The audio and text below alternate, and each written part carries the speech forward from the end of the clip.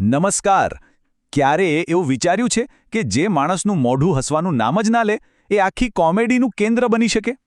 આજે આપણે એક એવી જ મજેદાર ગુજરાતી કોમેડીની બારીકાઈથી ચર્ચા કરીશું અને જાણીશું કે એના હાસ્ય પાછળનું અસલી કારણ શું છે.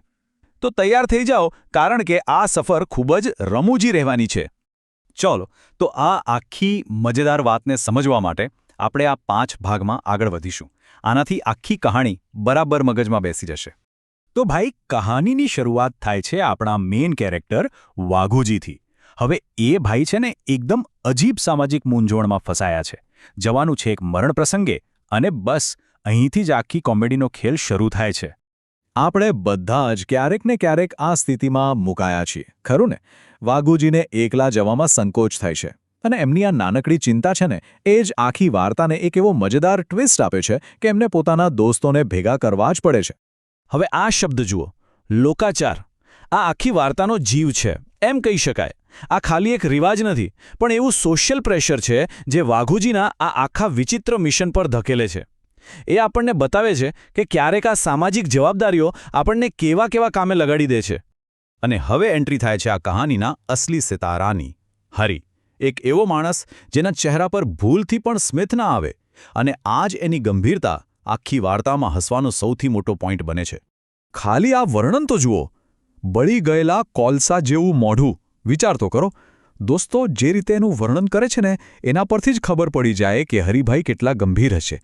કોમેડીમાં આવા પાત્રોને સ્ટ્રેટ મેન કહેવાય, જે પોતે તો એકદમ સીધા મોઢે ઊભા રહે, પણ એમની આજુબાજુ બધું જ રમૂજી બની જાય. અહીંથી જ તો આખી ગેમ બદલાઈ જાય છે. એક બાજુ મરણનો ગમગીન માહોલ અને બીજી બાજુ વાઘુજીનું ટાર્ગેટ, ગમે તેમ કરીને હરીને હસાવવો. આ જે કોન્ટ્રાસ્ટ છે ને એકદમ વિરોધાભાસ, એ જ આ સ્કીટની ખરી મજા છે. પણ ઊભા રહો, અસલી ધમાલ તો હવે શરૂ થાય છે. મરણ પ્રસંગે પહોંચવા સુધીની જે એમની સફર છે ને એ પોતે જ એક કોમેડી ફિલ્મ જેવી છે. આના પરથી જ ખબર પડે કે આ મિત્રોની ગેંગ કેટલી વિચિત્ર છે. જુઓ, એમની મુસાફરીની શરૂઆત જ કેવી ધમાલવાળી છે. પહેલાં તો દોસ્તોને મનાવવા, એમાંય પેલો હરી, પછી ધ્યાન ખેંચવા માટે ખોટું નાટક કરવું અને ઉપરથી રિક્ષાવાળા સાથે ઝઘડો. આ બધા સીન પરથી જ અંદાજો આવી જાય છે કે આગળ જઈને કેટલી મોટી ગડબડ થવાની છે. સારું, તો હવે આપણે પહોંચી ગયા છીએ કહાનીના સૌથી મહત્વના પોઈન્ટ પર. એ લોકો મરણ પ્રસંગે પહોંચી ગયા છે અને અહીં જ ગંભીરતા અને કોમેડીની જોરદાર ટક્કર થવાની છે. જરા વિચારો, એકદમ શાંત અને ગમગીન માહોલ છે. બધા લોકો શોકમાં ડૂબેલા છે અને આવા માહોલમાં આપણા આ પાત્રો એન્ટ્રી મારે છે.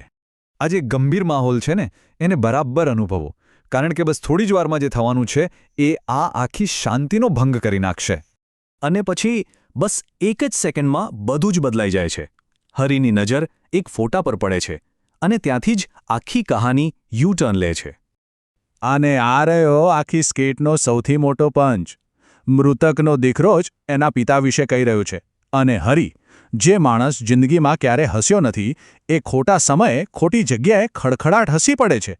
આનાથી મોટી ગડબડ શું હોઈ શકે? તો આ એક હાસ્યનું પરિણામ શું આવ્યું? ચાલો જોઈએ કે આખી મહેનતનું શું થયું. જરા જુઓ તો ખરા, એ લોકો શું વિચારીને ગયા હતા અને ખરેખર શું કરીને આવ્યા. આ જે અપેક્ષા અને વાસ્તવિકતા વચ્ચેનો ગેપ છે ને એ જ તો આખી વાતને એટલી રમૂજી બનાવે છે. અને પછી શું? બસ બ્લેમ ગેમ શરૂ, એકબીજા પર આરોપ લગાવવાનું ચાલુ. મિત્રતા ગઈ બાજુ પર અને બધાનો ગુસ્સો ફૂટ્યો હરી પર. જે મિશન એકતા માટે હતું એ જ હવે ઝઘડાનું કારણ બની ગયું. અને છેલ્લે આ કહેવત આખી વાતનો સાર આપી દે છે. એ આપણને શીખવે છે કે જે લોકો શાંત રહે છે ને એ ક્યારેક સૌથી મોટો ધડાકો કરી શકે છે, પછી એ સારો હોય કે આપણા હરિભાઈ જેવો ખરાબ. તો આ આખી કહાણી પછી એક સવાલ તો મનમાં થાય જ. વધારે ખતરનાક કોણ છે? એક માણસ જે હંમેશા ગંભીર રહે છે, કે પછી એનું એ એક હાસ્ય જે બધું જ ઊંધું વાળી દે? આ સવાલનો જવાબ જરૂર વિચારજો.